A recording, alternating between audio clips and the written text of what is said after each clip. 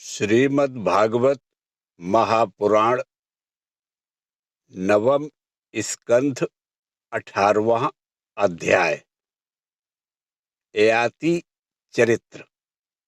ओम नमो भगवते वासुदेवाय। श्री सुखदेव जी कहते हैं, परीक्षित, जैसे शरीरधारियों के 6 इंद्रियां होती हैं, वैसे ही नहुस के 6 पुत्र थे। उनके नाम थे यति, ययाति, संयाति, आयति, व्यति और कृति। नहुस अपने बड़े पुत्र यति को राज्य देना चाहते थे, परंतु उसने स्वीकार नहीं किया, क्योंकि वह राज्य पाने का परिणाम जानता था। राज्य एक ऐसी वस्तु है कि जो उसके दांव पेच और प्रबंध आदि में भीतर प्रवेश कर जाता है, वह अपने आत्म स्वरूप को नहीं समझ सकता। जब इंद्र पत्नी शची से सहवास करने की चेष्टा करने के कारण नहुस को ब्राह्मणों ने इंद्र पद से गिरा दिया और अजगर बना दिया, तब राजा के पद पर ययाति बैठे। ययाति ने अपने 4 छोटे भाइयों को 4 दिशाओं में नियुक्त कर दिया और स्वयं शुक्राचार्य की पुत्री देवयानी और दैत्यराज बृहस्पति की पुत्री शर्मिष्ठा को पत्नी के रूप में स्वीकार करके पृथ्वी की रक्षा करने लगा। राजा परीक्षित ने पूछा, भगवान शुक्राचार्य जी तो ब्राह्मण थे और ययाति क्षत्रिय, फिर ब्राह्मण कन्या और क्षत्रिय वर का प्रतिलोम विवाह कैसे हुआ? श्री सुखदेव जी कहते हैं, राजन, दानवराज बृहस्पति की एक बड़ी माननी कन्या थी। उसका नाम था शर्मिष्ठा। वह एक दिन अपनी गुरु पुत्री देवयानी और हजारों सखियों के साथ अपनी राजधानी के श्रेष्ठ उद्यान में टहल रही थी। उस उद्यान में सुंदर सुंदर पुष्पों से लदे हुए अनेकों वृक्ष थे। उसमें एक बड़ा ही सुंदर सरोवर था। सरोवर में कमल खिले हुए थे और उन पर बड़े ही मधुर स्वर से भंवरे गुंजार कर रहे थे। उसकी ध्वनि से सरोवर का तट गूंज रहा था।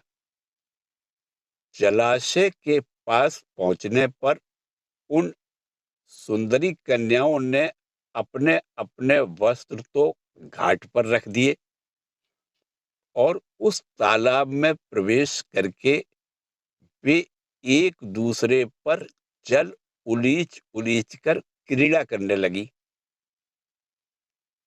उसी समय उधर से पार्वती जी के साथ बैल पर चढ़े हुए भगवान शंकर आ निकले। उनको देखकर सबकी सब कन्याएं सकुचा गई और उन्होंने झटपट सरोवर से निकलकर अपने अपने वस्त्र पहन लिए। शीघ्रता के कारण शर्मिष्ठा ने अनजान में देवयानी के वस्त्र को अपना समझकर पहन लिया। इस पर देवयानी क्रोध के मारे आग बबूला हो गई। उसने कहा, अरे देखो तो सही, इस दासी ने कितना अनुचित काम कर डाला। राम राम, जैसे कुतिया यज्ञ का हविष्य उठा ले जाए, वैसे ही इसने मेरे वस्त्र पहन लिए हैं। जिन ब्राह्मणों ने अपने तपोबल से इस संसार की सृष्टि की है, जो परम पुरुष परमात्मा के मुख रूप हैं, जो अपने हृदय में निरंतर ज्योतिर्मय परमात्मा को धारण किए रहते हैं और जिन्होंने संपूर्ण प्राणियों के कल्याण के लिए वैदिक मार्ग का निर्देश किया है, बड़े बड़े लोकपाल तथा देवराज इंद्र, ब्रह्मा आदि भी जिनके चरणों की वंदना और सेवा करते हैं, और तो क्या, लक्ष्मी जी के एकमात्र आश्रय परम पावन विश्वात्मा भगवान भी जिनकी वंदना और स्तुति करते हैं। उन्हीं ब्राह्मणों में हम सबसे श्रेष्ठ भृगुवंशी हैं, और इसका पिता प्रथम तो असुर है, फिर हमारा शिष्य है। इस पर भी इस दुष्टा ने जैसे शूद्र वेद पढ़ ले, उसी तरह हमारे कपड़ों को पहन लिया। जब देवयानी इस प्रकार गाली देने लगी, तब शर्मिष्ठा क्रोध से तिलमिला उठी। वह चोट खाई हुई नागिन के समान लंबी लंबी सांस लेने लगी।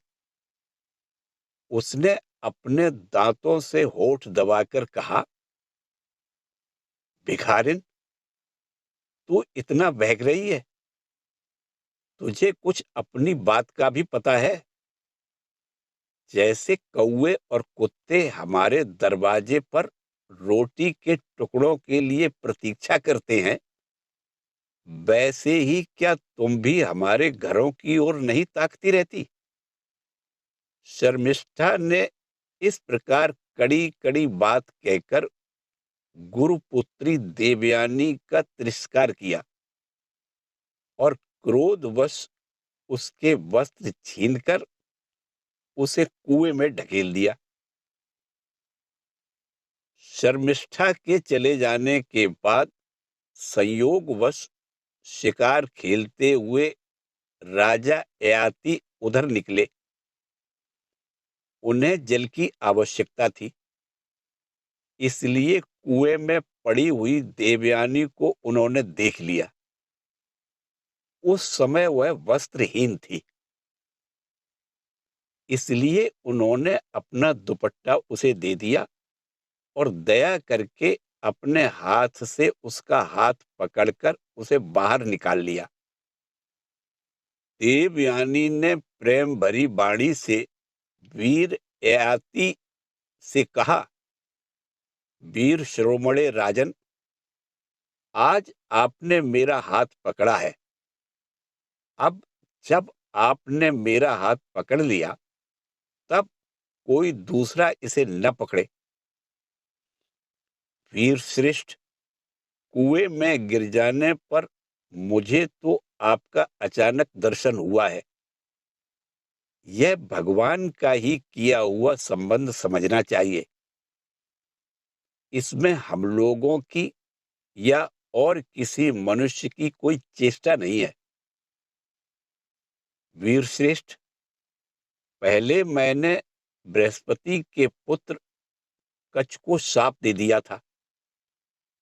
इस पर उसने भी मुझे शाप दिया। इसी कारण ब्राह्मण मेरा पानी ग्रहण नहीं कर सकता। बृहस्पति जी का पुत्र कच्छ शुक्राचार्य जी से मृत संजीवनी विद्या पढ़ता था। अध्ययन समाप्त करके जब वह अपने घर जाने लगा, तो देवयानी ने उसे वरण करना चाहा, परंतु गुरुपुत्री होने के कारण कच्छ ने उसका प्रस्ताव स्वीकार नहीं किया। इस पर देवयानी ने उसे शाप दे दिया, तुम्हारी पढ़ी हुई विद्या निष्फल हो जाए। कच ने भी उसे शाप दिया कि कोई भी ब्राह्मण तुम्हें पत्नी रूप में स्वीकार नहीं करेगा। ययाति को शास्त्र प्रतिकूल होने के कारण यह संबंध अभीष्ट तो नहीं था, परंतु उन्होंने देखा कि प्रारब्ध ने स्वयं भी मुझे यह उपहार दिया है और मेरा मन भी इसकी ओर खिंच रहा है। इसलिए ययाति ने उसकी बात मान ली।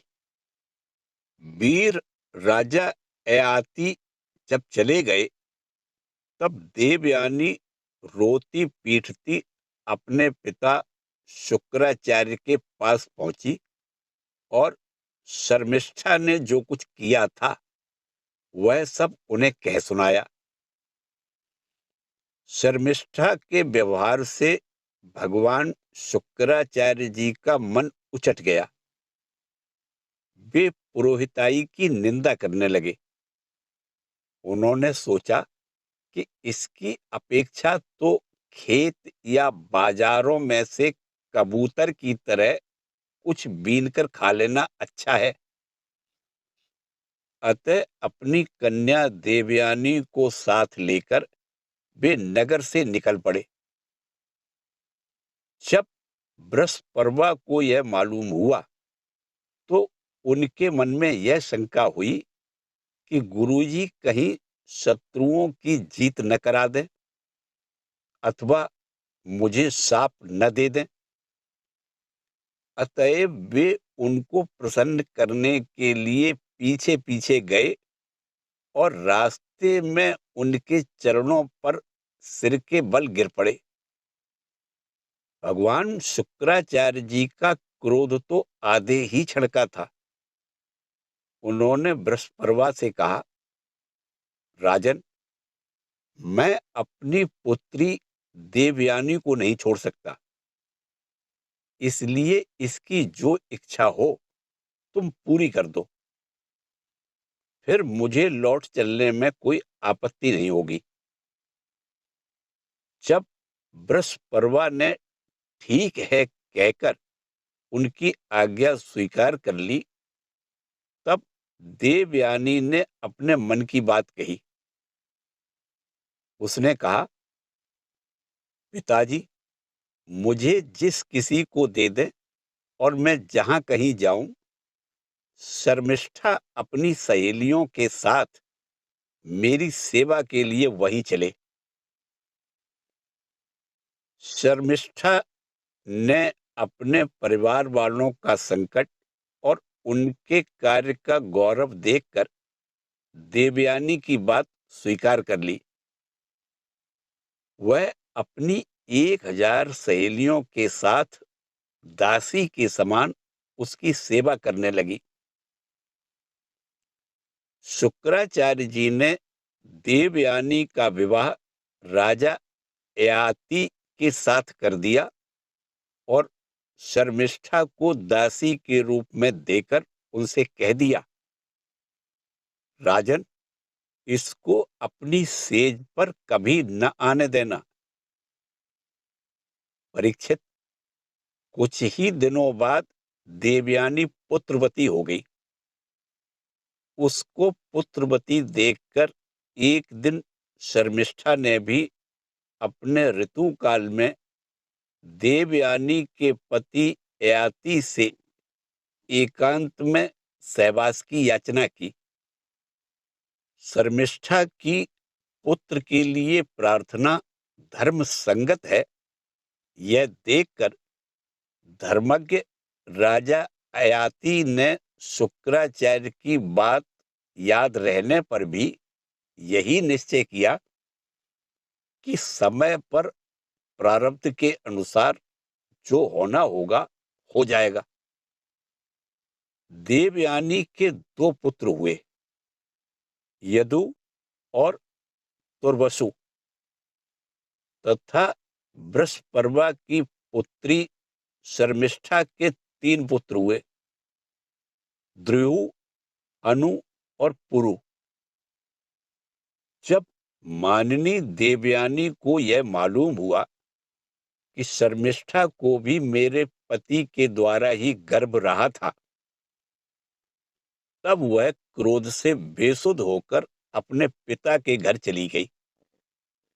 कामी ययाति ने मीठी मीठी बातें, अनुनय विनय और चरण दबाने आदि के द्वारा देवयानी को मनाने की चेष्टा की। उसके पीछे पीछे वहां तक गए भी, परंतु मना नहीं सके। शुक्राचार्य जी ने भी क्रोध में भरकर ययाति से कहा, तू अत्यंत स्त्री लंपट, मंदबुद्धि और झूठा है। जा, तेरे शरीर में वह बुढ़ापा आ जाए जो मनुष्यों को कुरूप कर देता है। ययाति ने कहा, ब्राह्मण, आपकी पुत्री के साथ विषय भोग करते करते अभी मेरी तृप्ति नहीं हुई है। इस शाप से तो आपकी पुत्री का भी अनिष्ट ही है। इस पर शुक्राचार्य जी ने कहा, अच्छा, जाओ, जो प्रसन्नता से तुम्हें अपनी जवानी दे दे उससे अपना बुढ़ापा बदल लो। शुक्राचार्य जी ने जब ऐसी व्यवस्था दे दी, तब अपनी राजधानी में आकर ययाति ने अपने बड़े पुत्र यदु से कहा, बेटा, तुम अपनी जवानी मुझे दे दो और अपने नाना का दिया हुआ यह बुढ़ापा तुम स्वीकार कर लो, क्योंकि मेरे प्यारे पुत्र, मैं अभी विषयों से तृप्त नहीं हुआ हूं। इसलिए तुम्हारी आयु लेकर मैं कुछ वर्षों तक और आनंद भोगूंगा। यदु ने कहा, पिताजी, बिना समय के ही प्राप्त हुआ आपका बुढ़ापा लेकर तो मैं जीना नहीं चाहता, क्योंकि कोई भी मनुष्य जब तक विषय सुख का अनुभव नहीं कर लेता, तब तक उसे उससे वैराग्य नहीं होता। परीक्षित, इसी प्रकार तुर्वसु, द्रुहु और अनु ने भी पिता की आज्ञा अस्वीकार कर दी। सच पूछो तो उन पुत्रों को धर्म का तत्व मालूम नहीं था। वे इस अनित्य शरीर को ही नित्य मान बैठे थे। अब ययाति ने अवस्था में सबसे छोटे किंतु गुणों में बड़े अपने पुत्र पुरु को बुलाकर पूछा और कहा, बेटा, अपने बड़े भाइयों के समान तुम्हें तो मेरी बात नहीं टालनी चाहिए। पुरु ने कहा, पिताजी, पिता की कृपा से मनुष्य को परम पद की प्राप्ति होती है। वास्तव में पुत्र का शरीर पिता का ही दिया हुआ है। ऐसी अवस्था में ऐसा कौन है जो इस संसार में पिता के उपकारों का बदला चुका सके? उत्तम पुत्र तो वह है जो पिता के मन की बात बिना कहे ही कर दे। कहने पर श्रद्धा के साथ आज्ञा पालन करने वाले पुत्र को मध्यम कहते हैं। जो आज्ञा प्राप्त होने पर भी अश्रद्धा से उसका पालन करे, वह अधम पुत्र है। और जो किसी प्रकार भी पिता की आज्ञा का पालन नहीं करता, उसको तो पुत्र कहना ही भूल है। वह तो पिता का मल मूत्र ही है। परीक्षित, इस प्रकार कहकर पुरु ने बड़े आनंद से अपने पिता का बुढ़ापा स्वीकार कर लिया। राजा ययाति भी उसकी जवानी लेकर पूर्ववत विषयों का सेवन करने लगे। वे सातों द्वीपों के एक छत्र सम्राट थे। पिता के समान भली भांति प्रजा का पालन करते थे।